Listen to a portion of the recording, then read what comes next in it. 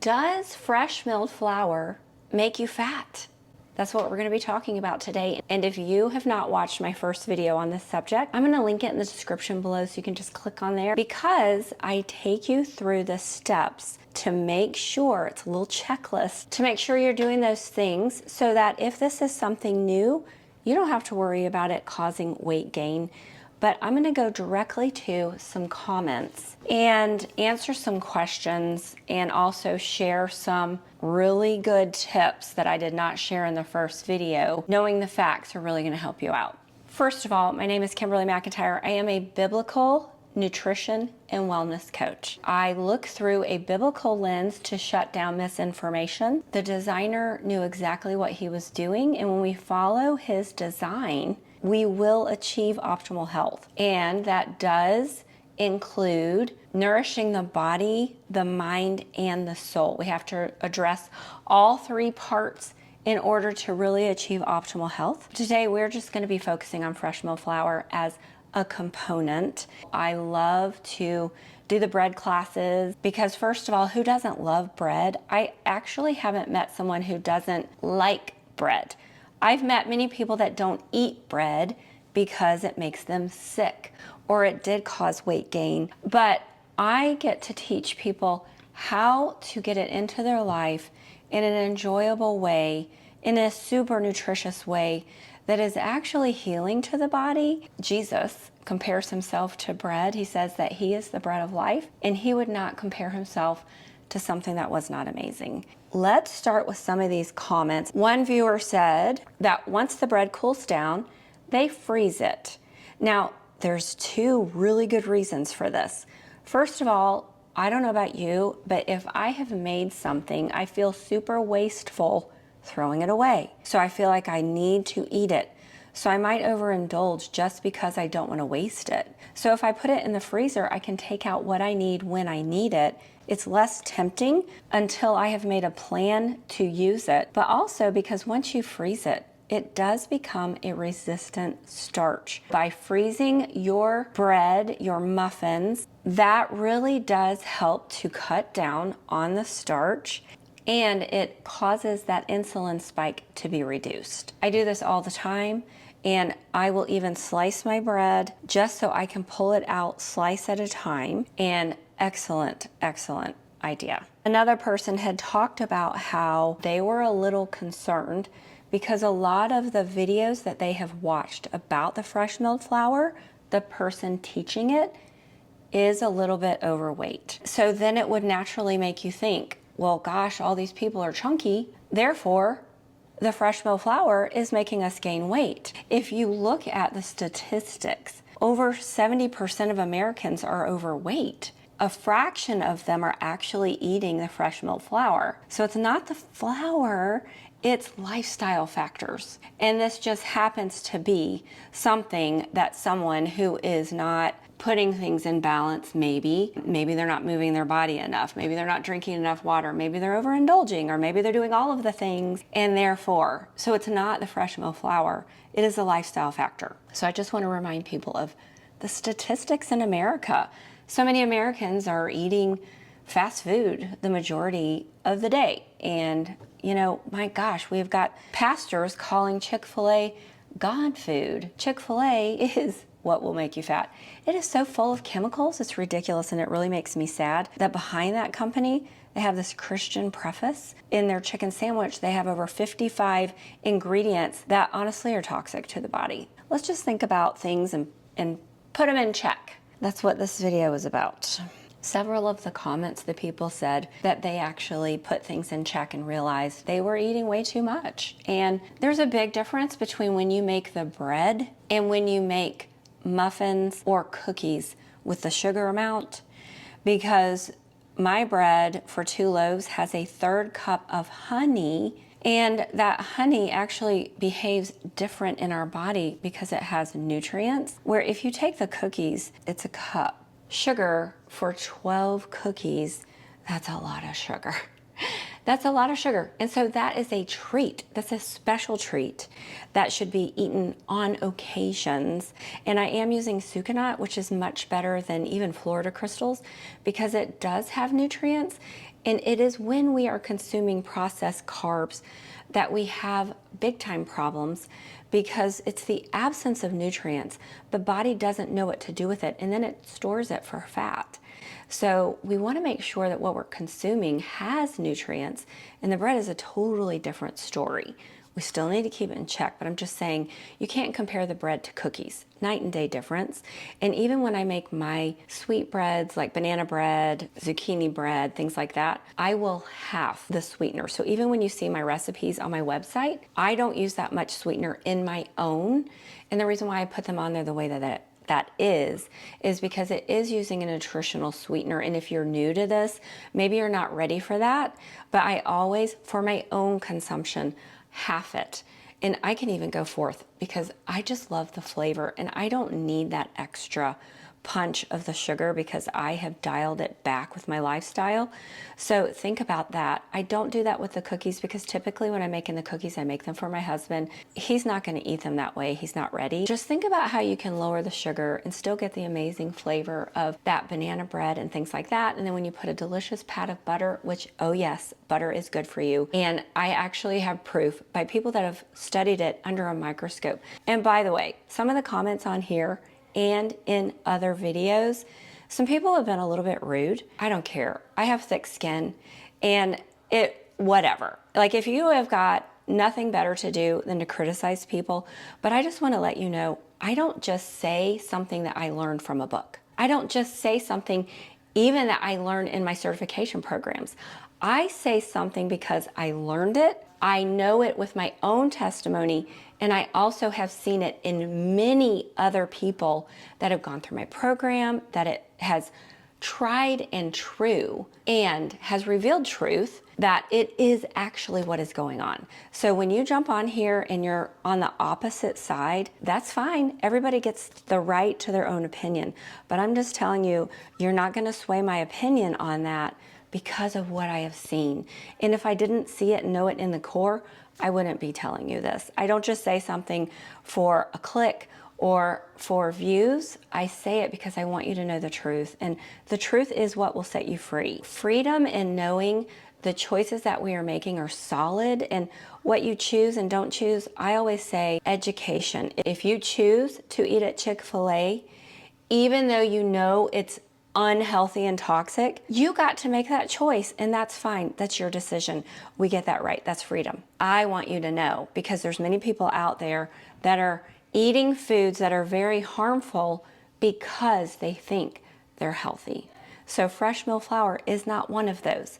It is actually healthy, doing amazing things for our body. And these doctors that are getting it into their life and they're actually studying it from the science perspective are talking about how it is doing even more for our body than we realize. So one of the comments that I got was talking about how it has been a little difficult on their digestive system. So I do want to tell you that when you first get the fresh mill flour in your life, there can be a transition period because our gut does not have microbes for foods that we don't eat. So as we start to introduce them, the body can get a little irritated and be a little upset and be like, But if you continue, it develops the microbes and then your digestive system can handle it.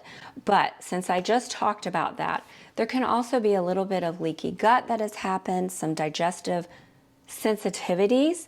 And what you can do to help that is to get the body methylating again, breaking down foods and things like that. Because if you're coming from a high processed food diet, we have to heal the gut first if it has been compromised because of the lousy diet.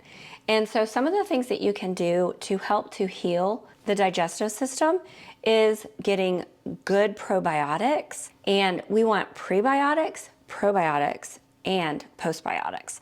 So if you get the Bioptimizers Masszymes, and I'll leave a link in the description below where you can order those. Bioptimizers is the best brand I have found doing what it says it will do. I also have a video with the owner, Wade Lightheart, giving deeper information on why you want to get these products into your life, and I'll actually link those in the description below. So the Masszymes, the probiotics, and believe it or not, the magnesium.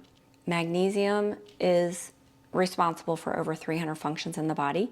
Digestion is one of them. Elimination is another. What I have found when people go to my program, they're not even methylating. They're not breaking down the food. Their body is not able to assimilate it because it doesn't have the enzymes that it needs to get the job done. So we first want to repair, and then we can introduce the grain and the body accept it without it being an irritant. So super important to get that done first.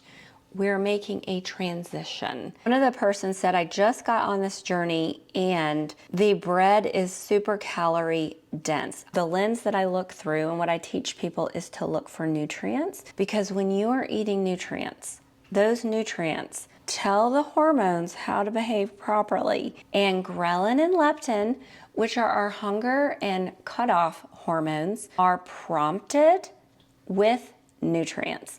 So then your body starts to behave. You crave the good food. As you're eating the good food, the brain signals, I'm full, and then you don't overeat.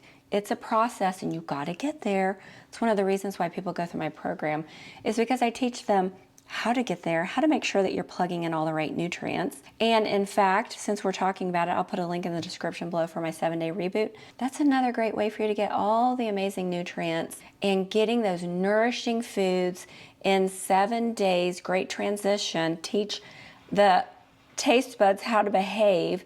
But the thing that I love about that is the grocery list is already planned out for you. Whole week, you don't have to think about it. Just a whole week of eating amazing foods. Okay, so I keep hearing people as I'm reading these, I've been eating too much. Thank you for your last video. I realize I've been eating too much. So here's part of the problem. When you're making all the things, they're in front of your face, they smell good, it's so tempting, and it's hard to say no. If you didn't have fresh mill flour in your life and you weren't baking all the things, you probably wouldn't be faced with all the temptation. Think about that, and this comes back to the freezer. If I make muffins and I'm just making them for me, I'm going to freeze them because I have to think about what I'm going to eat. I want a muffin. I pull out my one frozen muffin. I don't have 12 in front of my face and the next thing you know I ate 4. No, freeze them, get them out of your face. Same with your bread. Let it cool down, slice off what you're going to eat that day, put it in the freezer. If we were eating bread from the store, it's not the same. We didn't smell it baking in the oven and this warmness, and you know, it's just different when it's not in front of your face and you're not baking all the things. So think about how you would do it normally if the fresh mill flour wasn't in your life, and just do it. So I freeze my pancakes.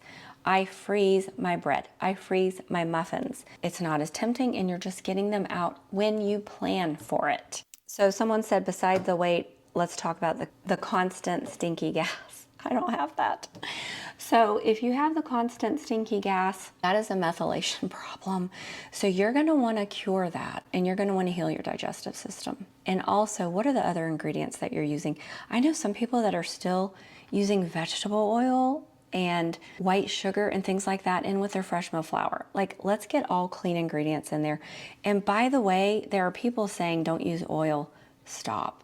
Listen, olive oil is in the Bible. It is a very healthy oil. We're not using that much, and it is a great complement to this recipe that I have on my website. It makes the bread have a really nice texture, and olive oil is a very healthy fat. When kept in check, it's not going to make you fat. So this person was saying, I'm tracking my calories and doing a cut. Depending on your goals, this person's goals are completely different.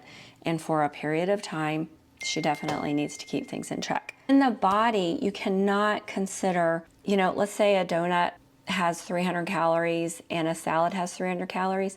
They are not going to behave the same way in a body, because the salad is nourishment and the donut is junk. Donut turning to fat, salad completely useful, totally different. Carbs, when they are complex, are different. Now, do we still have to keep them in check? Absolutely. We cannot be eating this all day long and think that we're going to be okay. We're not. So I wouldn't eat meat all day long. In fact, I'm not going to eat a ton of meat. I am going to have some. So we've got to keep it in check. One viewer said, Stop treating freshly, there's some words in here I have to figure out. Stop treating freshly milled flour like it has an exemption in your body. It's just like eating cake. That is so far from the truth. And one of the things that I love is that I have interviewed Sue Becker. If you don't know who she is, you should look for Sue's Healthy Minutes and listen to some of her podcasts, which are outstanding. But originally, Sue went to college to be a scientist, and she knows so much behind the scenes of the fresh milled flour. They actually sent their bread off to a lab to be evaluated, and the person called them and said, what is in this bread besides the fresh milled flour? Like, what else have you put in there to make it nutritionally complete? And she's like, there's nothing in there other than what we told you. And they're like, no, like, it was hard for them to believe it because of how nutritious it was. This was a lab person who had evaluated the ingredients, telling, like, blown away. Doctors have been blown away. She knows a cardiologist that said, if my patients would listen to me, the one top-notch thing that I would suggest for every patient that has heart problems to purchase is a mill. So I'm sorry, but no, a fresh milled flour, products made with fresh milled flour cannot be compared to eating cake unless the cake was made with 100% fresh milled flour. They continue to say, definitely not buying no bread milk. I guess they mean fresh milled bread. I'm not sure. That would be a waste of money. Well, nutrients aren't a waste of money. Anyway, there you go. I want to thank you guys so much for being here. I appreciate every one of you, and it has been very exciting to be able to communicate with you. I have just really enjoyed it. So thank you so much. Please keep it up. Any questions that you have, I would love to address them. And just so you know, in the beginning of the year, I'm going to be sitting down with Sue Becker again, and we're just going to be talking about a lot of the misinformation circling around fresh milled flour, and she will have some of the science to back it up for the naysayers. Once again, I thank you guys so much for being here, and you have a great day.